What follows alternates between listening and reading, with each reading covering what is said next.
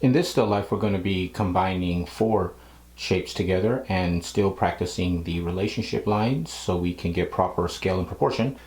So with those four pieces, we're going to make sure that we are going to be following the basic building steps that we have been practicing in the past. Remember, first you're going to begin with your focal point. Find a point or a place that is the most interesting, or the any place that you're going to want to start. So for instance, this corner right here, or the top, or even that bottom corner down here. Remember, that first focal point gesture is going to determine the rest of your composition, or how you are going to frame your full still life into the frame of the drawing. So I'm just going to go ahead and make that corner of the milk carton or the cube my focal point right up here. Okay, and then remember, we're going to start off with some relationship lines. So I'm going to go ahead and find a line or an angle, okay, that's going to connect that point to somewhere over here where the cylinder is, or the pop can. Okay, so that's going to be my first. Remember, start off with your relationship line first. Then I'm going to do the same thing at the top. At the top, I'm going to start at this point here and draw a relationship line to that point, which is just a simple straight line. Then I'm going to draw my next relationship line to that point here. So I have 3 points. Okay, I'm going to draw my next relationship line there down to the bottom of that pop can or the cylinder that's laying horizontal. Okay, all right. And you can see I already have some anchors here that are placing the objects so I can get proper proportions or scale. Okay, after I've done that, okay, I can go ahead and begin gesturing. I like to start gesturing in my focal point. Remember to move swiftly.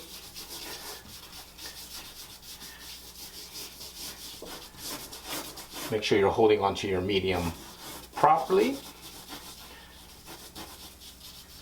At this point here. Coming down here to the side. Okay, and that's pretty good for me. That's a good quick gesture. Remember, I want to make sure that I'm dispersing the energy throughout the drawing. Down here. Okay, I'm coming up here. I'll go ahead and do another relationship line, a line to the top of that pop can that splits that milk carton completely. I'm recognizing the space in between the 2 pop cans there and there. There is some negative space, so make sure to gesture. And remember, if your forms are going off the page, let them go off the page.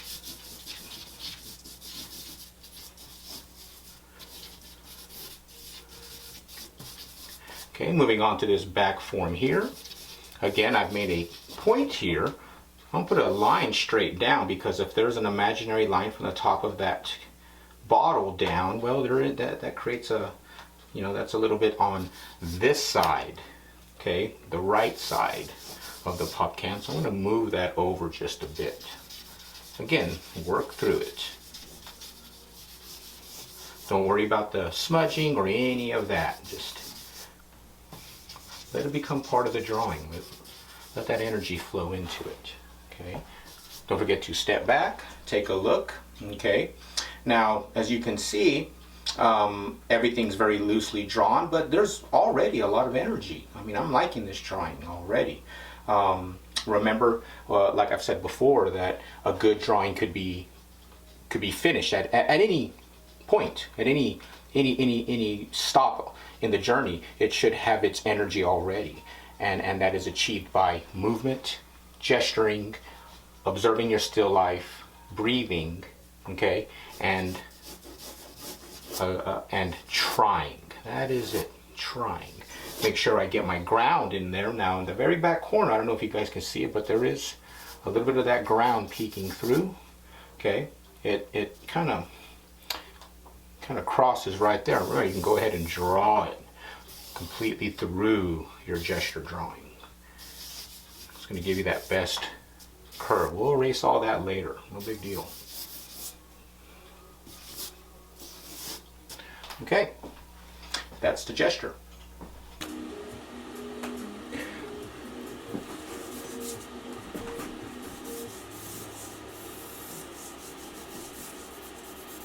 Now I'm going back into the next step, which would be the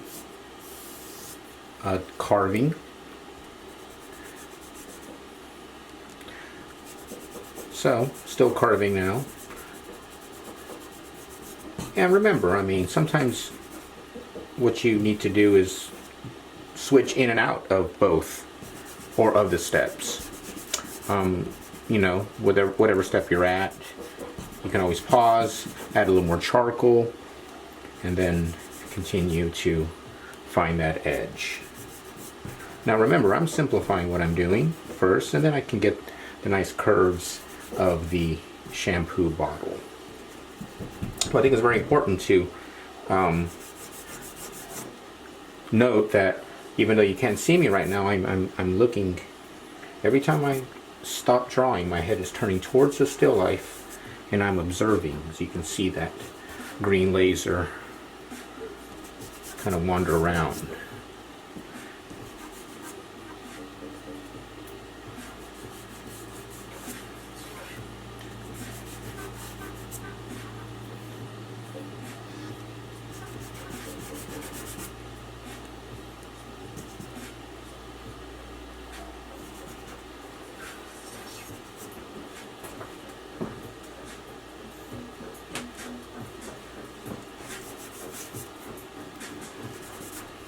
Okay, moving over to the can.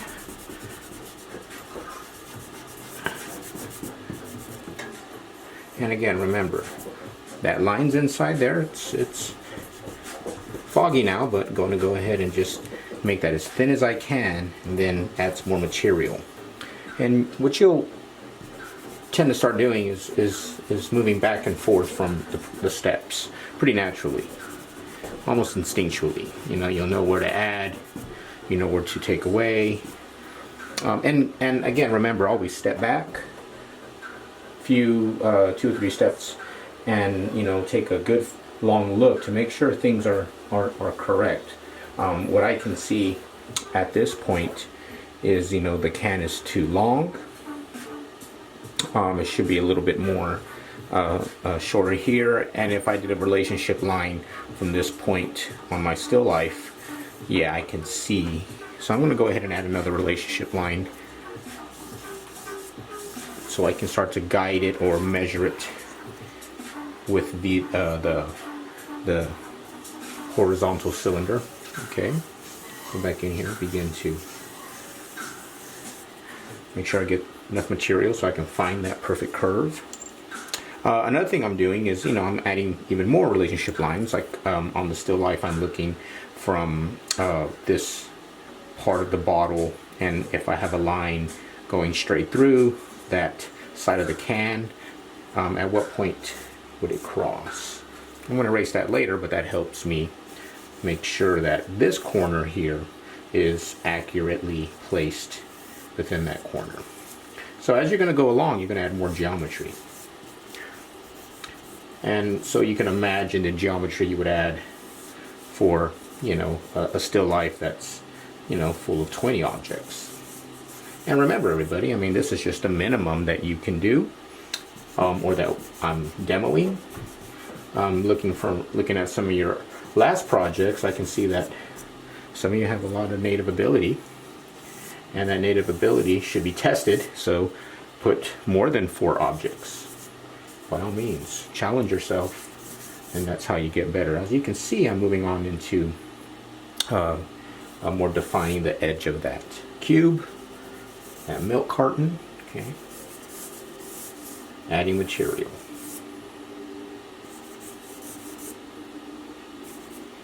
Okay, I'm going to step back, and I can see that the can here seems a little short, so I'm going to elongate that, because this line here, if you look at the still life, right, that's a little bit, that gap should not be there from my perspective. There we go, and I'm going to get the,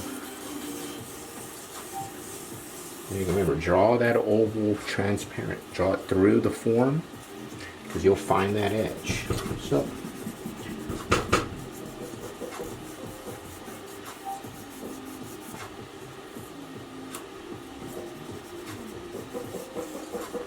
clean that edge up. I'll deal with that later. Now, add a little bit more charcoal there. There we go. Now that corner is lining up nicely. From my perspective, if I look at the still life, the corner of that milk carton lands right there, a good inch or so above the bottom of that can. Alright, we'll go over here and edit that edge.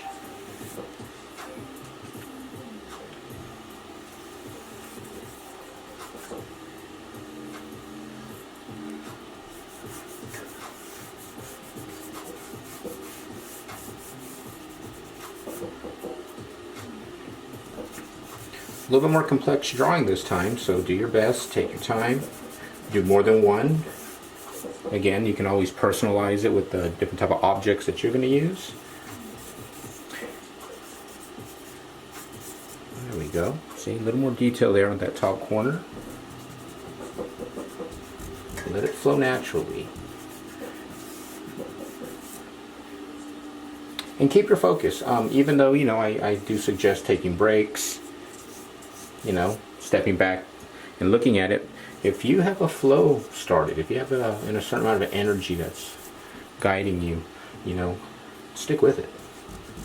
You know, check your phone later. You know, sometimes you have to seize on the opportunity. There we go. All right, that seems to be coming together nicely. I'm really liking that. And I'm also liking the sketchiness again. You know, over here we got some more things to do. I'm going to go ahead and, okay, define that top of that cube a little bit more. Add some material. Remember, parallel. Even though those curves to that bottle there, simplify it first. Then you can do all the detail work later on. Okay, up here. Simplify that cylinder first. Then you can go back in there and get all that good stuff. And sometimes I really enjoy drawing like really complex things like caps. Cars are always a great thing to, or still life to draw, because they're full of geometry, full of you know, interesting line quality. Because all those car designers, you know, they probably draw. Well, they do draw. I'm sure of it. And they look at a lot of fine art to get inspiration and also innovation.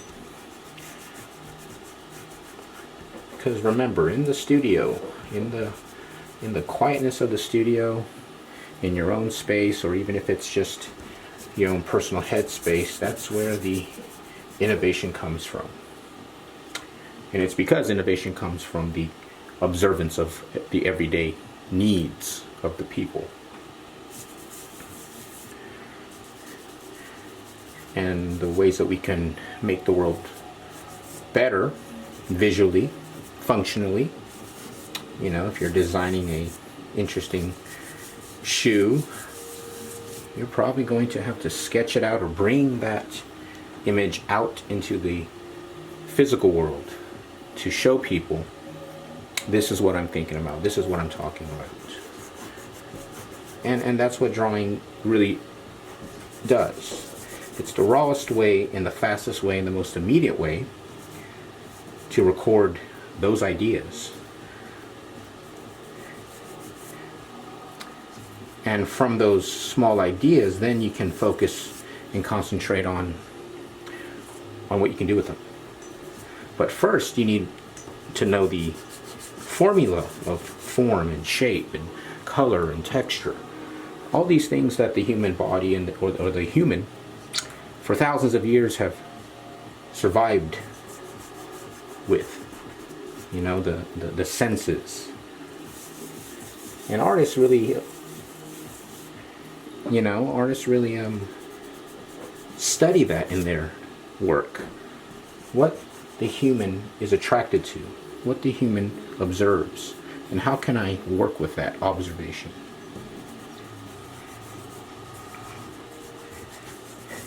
Okay, And step back. Got some work to do to that can over here, but I'm going to move forward again, dispersing the energy around. Because we're all full of wonderful ideas. Every one of us has a great idea. You know, all those thoughts that we all have every single day, all our lives. You know, at some point, there's something that we should investigate. You know, there's always something that we have thought about. And we've all had the feeling that, yeah, that's a good idea. You know, I should try that, or I would want to try that. Well, think of drawing as a way to immediately record that idea. Whether it's a design for a type of clothing or designed for a tool, drawing is going to give you that ability to immediately record it, and record it to a point where the viewer, because you know our ideas want to be shared, right? So that ability to know the formulas of form and shape allows the viewer to see those ideas that were once dormant or inside the subconscious.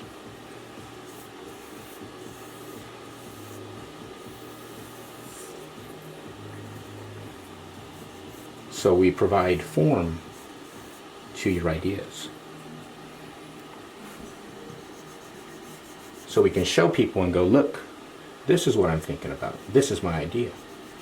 Now, it doesn't necessarily always have to be, I think, with drawing and art. Form is also with music and literature and dance and certain types of businesses and creative industries.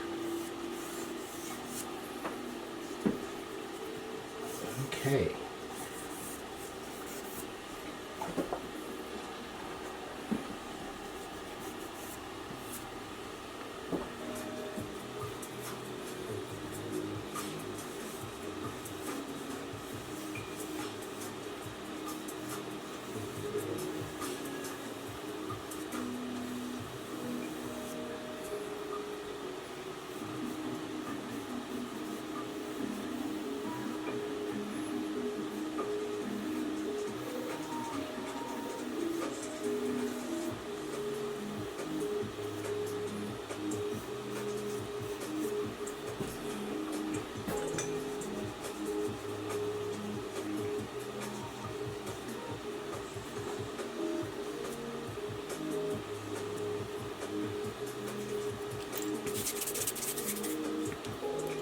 What I like to do with my kneaded eraser, when I really start to define things, I like to roll it into a nice orb, you know, like a marble, you know, and kind of pinch an edge. So get it nice and round first, so then you have a nice, and then I make some dimples in it, so I can have a good way to pinch it. So an orb, and then kind of thin it out, and that's the way that I like to shape it when I'm trying to do some more finer work. Keep that as sharp as you can.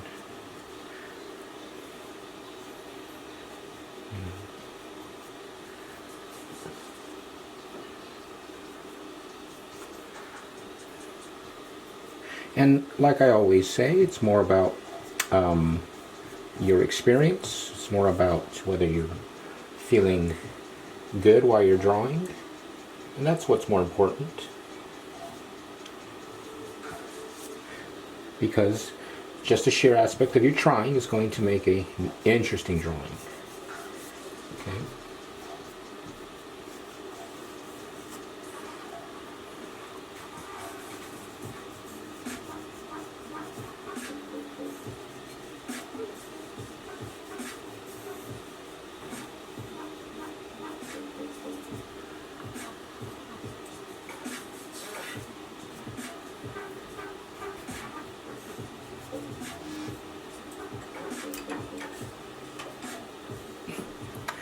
And what I really enjoy about still life drawing is and when you make a drawing that's a good size. 18 by 24, in my opinion, is a minimal size for a good charcoal drawing, is the negative spacing that happens. Try to make the viewer want to walk through this canyon-like negative space. And that helps with composition, of course, is always being conscious of the empty space. It's almost like the saying that silence is language. So is negative space. It says something. Where you place emptiness.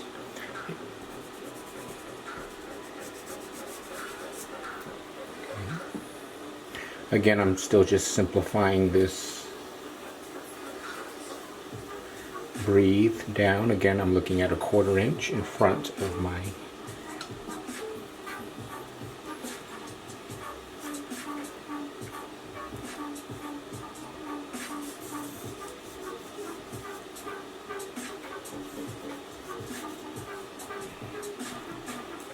Okay, I'm going to try to get this background here.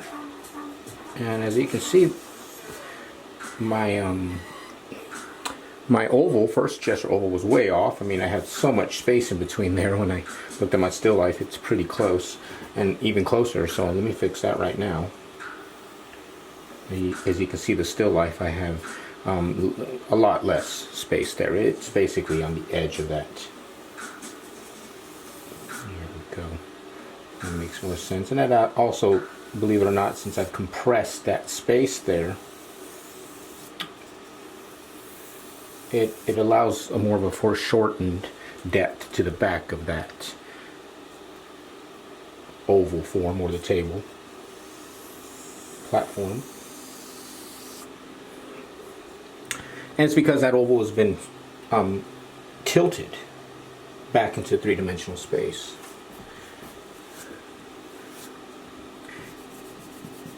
And there's a lot of theory about the spatial play that the artist in the drawing has, or even the just a sculptor in general, is the dimensions that we can play with. You have the dimensions of the still life, which is 3-dimension, and transferring that into a 2-dimensional flat plane. But then that 2-dimensional flat plane becomes a window that a viewer, somebody with a brain, looks at, and then it goes into this other dimension, almost like a psychic dimension, and it wanders around inside that dimension because the viewer would be thinking about it, looking at it, and you never know what happens in that, in that space, or what happens, or what the viewer thinks about in that space. So I like to think of drawings like that.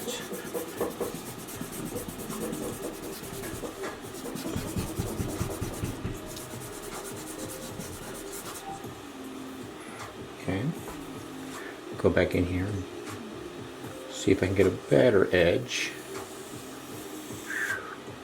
Remember, try it with some speed, swift motion. A little too slow.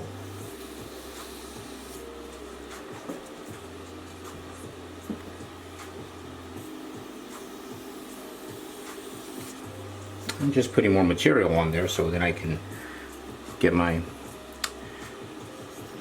gummy eraser and begin to thin that out.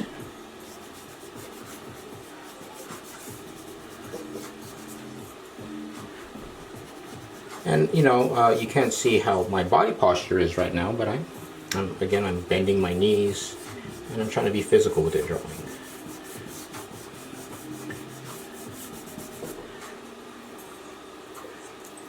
And I can continue to play with that curve and get it just right as I go along, but it sure fixed that error that I had. Okay.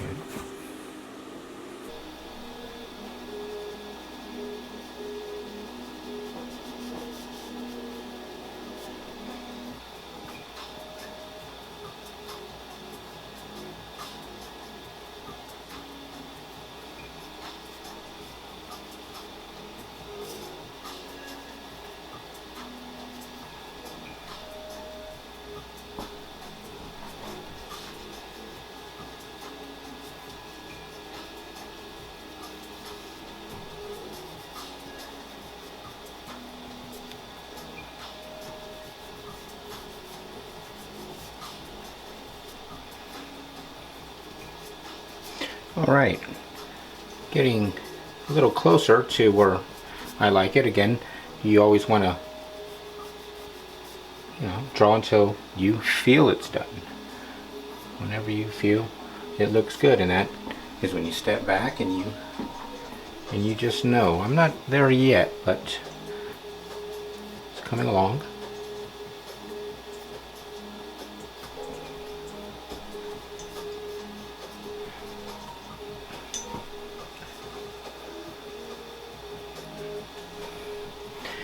I'm always amazed on, even though, vine charcoal is a pretty, unrefined drawing medium versus, all the mechanical pencils and of course, tablets and all the platforms that you can draw on with now. I've tried them, and I do some work with them, and for some avenues it makes sense to use a tablet and things like that, more for product design, when things are just, they have to be perfect. Although, attempting the perfection or that type of detail is always interesting to try, but when it comes to drawing and art, there's nothing like charcoal in how thin and detailed you can get it.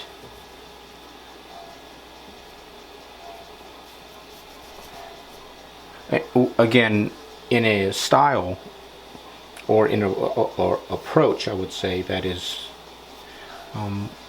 more akin to nature rather than mechanics and well, I guess the control of nature. I guess that's what that would, in my opinion, be. And we can see that with a lot of different cultural kind of artwork versus, well, for instance, westernized art historical works, the Renaissance, the Greek, beautiful figures, the realism, and versus the same time you had the Inca and the Mayan doing their thing on the other side of the world. And when we were doing our thing on this side of the world, we were building the same architectural, type of structures with, the same type of complexities. So a lot of that imagery and the difference, or the differences between them, the fact that westernized work is always was a lot more, realistic versus the Mayan, the Inca. Well, it's more related to how they view the tool of art. Not much about talent or ability. It's more about how that specific culture and that geography or that geographic location, how they viewed how to use artwork and what forms and ways of depicting nature and themselves worked for them. We see the same thing in Eastern culture with the lack of a lot of detail and the musculature of the Renaissance and the Michelangelo kind of imagery, and of course the feats of Da Vinci. But the Buddhist sculptures and that type of imagery was minimal. Well, if you think about their belief system, it's more what happens in the subconscious mind versus the real world. So that makes sense to them. But believe you me, with a skilled or as skilled as what was happening in Europe at the time,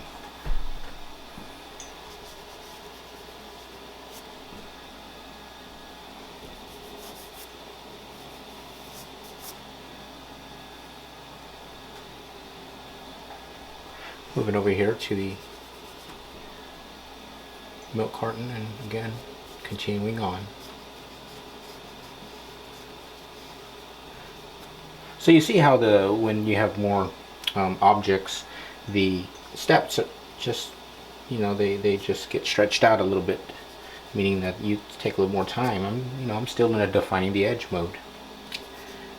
Carving, adding, carving, getting it just right. And remember, do not forget to keep looking at your still life, or at what you are trying to draw.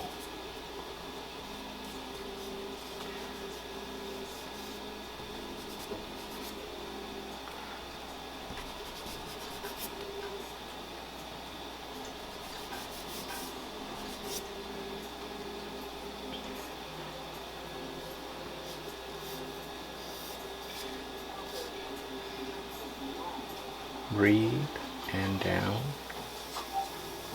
All right.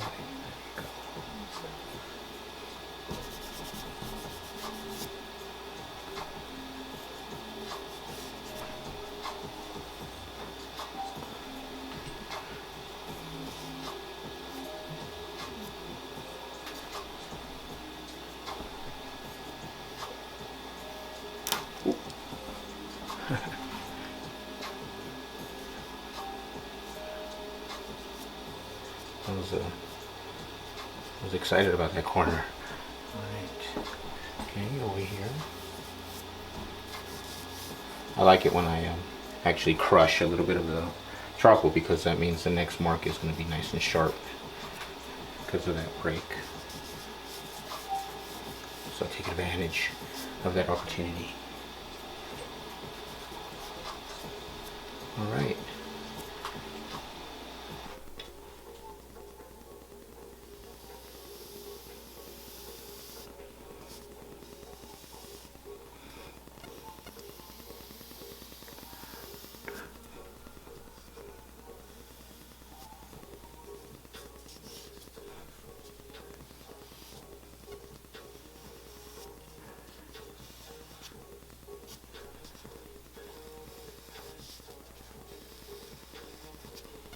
And always remember, we are trying to do an impression of life.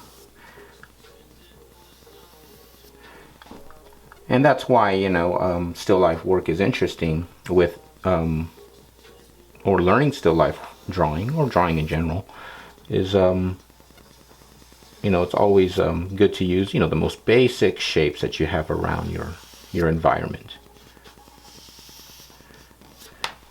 Because if you could make basic objects, like what we're doing here, interesting and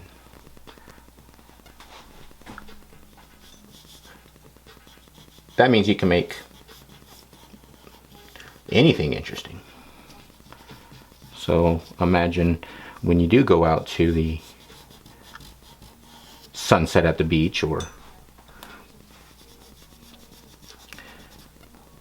somewhere in the forest where it's amazingly interesting already. Well, imagine what happens when you draw that.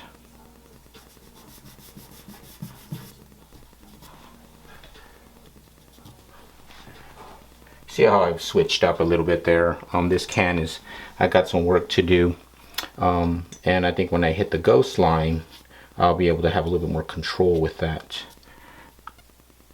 charcoal pencil.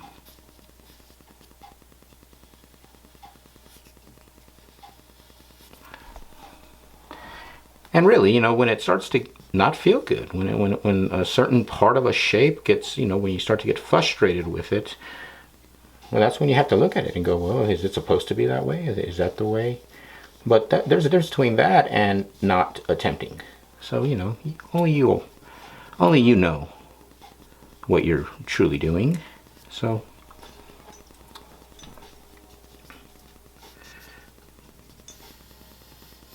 and only you know if you've truly tried as hard as you could have. But most of the time your instincts will be correct. They will guide you, they will guide the way. Okay. All right. That is the defined edge. Next is the ghost line.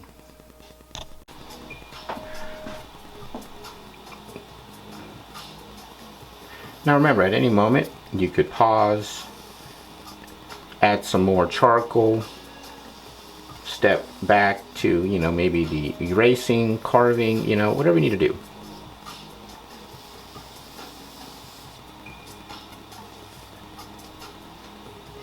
And remember, even it's same as your buying charcoal, you want to turn as you are doing your ghost line.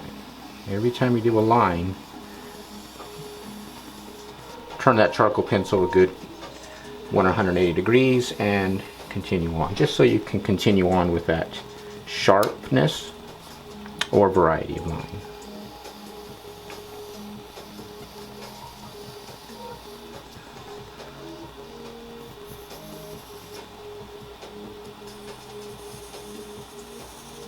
Oop, just like so. Got a little off track there. Just clean that up first. There we go. Sometimes we get off track, and then all we have to do is get right back on, because the track is still there. Okay, there we go. Feeling pretty good about it now.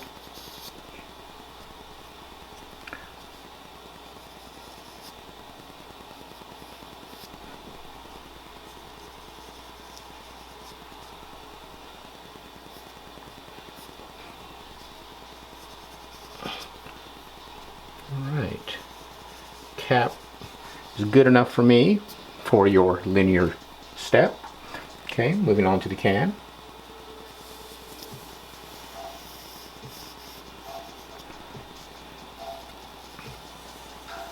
Remember to move swiftly, well, not too swiftly, but more of a medium pace.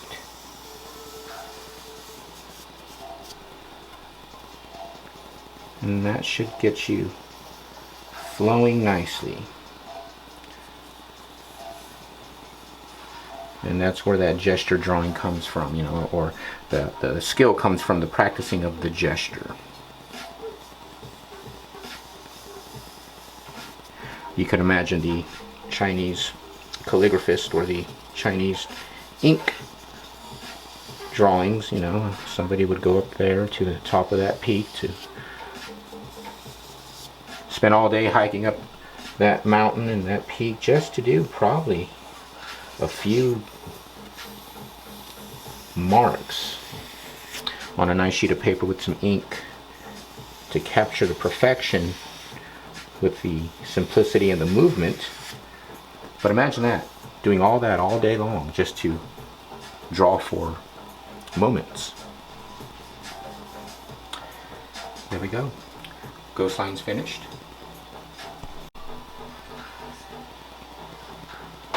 And now let's go ahead and do the erase away drawing. I'm gonna lightly just brush over.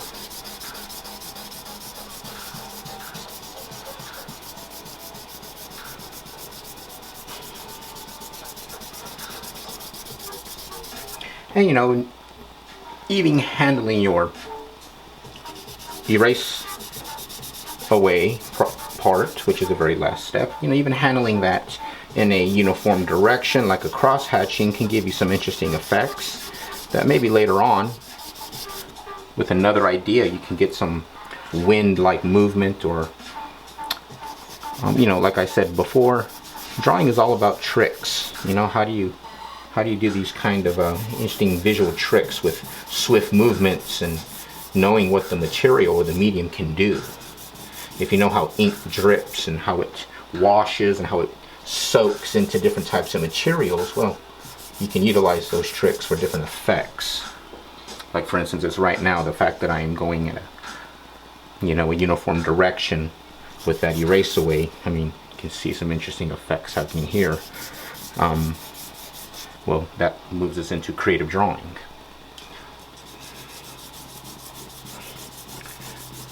Just like so. And I like to keep things like that just because I like the way it looks. And that is the most important part of this process, is you as an individual liking what you do and what you have accomplished. Because no matter what it looks like, you know, you give me a solid hour on this, or maybe 2, it will be a piece of art that nobody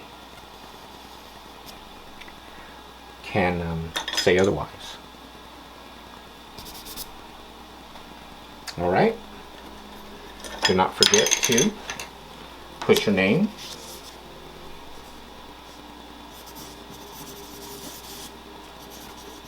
and date in this interesting, powerful year of 2020. Okay, well, here is the finished drawing, or the finished linear drawing. As you can see, I've done my best to try to get within, reason, proper scale and proportion. I'm acknowledging the negative space that's happening. This can leaning to this side, gives the composition some sort of a directional implied line to this area here. And even with these mundane, real simple objects, there's always some sort of a narrative that happens when you do a drawing like this. This could be for individuals, three types of people, and that's not unlike how you would rough draft together a storyboard for cinema, or for any type of composition or a painting that has a narrative of people doing things.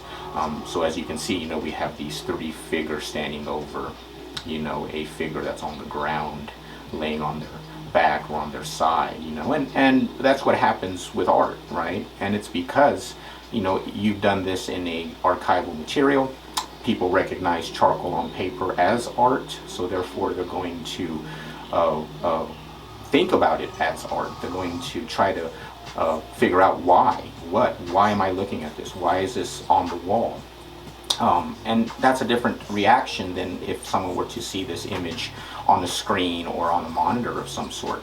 The tactileness of it, the fact that it is material, and what we know about our history, everybody knows that it's art. So the narrative begins. And what could be happening with this organization, or with your organization of objects that you put together? What could this be a metaphor of?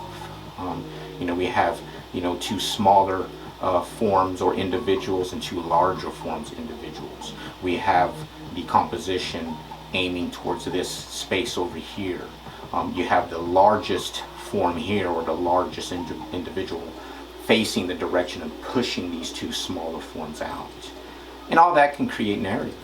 These could be two bullies trying to do something to these small individuals, or these could be individuals helping out somebody on the ground. So, the narrative just begins. And that's what's great about art. The narrative will continue to manifest, and it's because you've attempted to make a good drawing. Let's zoom in a little bit and just kind of see what's happening. And you can see I'm not completely accurate with what's going on. And that's not what's important. There's no real need to learn how to draw, in my opinion, like a machine. And again, we're drawing things that are objects, that are in real space. That's different from drawing from a photograph, or drawing from an already rendered piece of art, because the artist has already figured out all the problems for you. So figure it out for yourself. Don't draw, or try not to draw already drawn work. Draw objects in your environment, and that gives it an amount of truth, and that goes a long way. It's truth. Okay, thank you.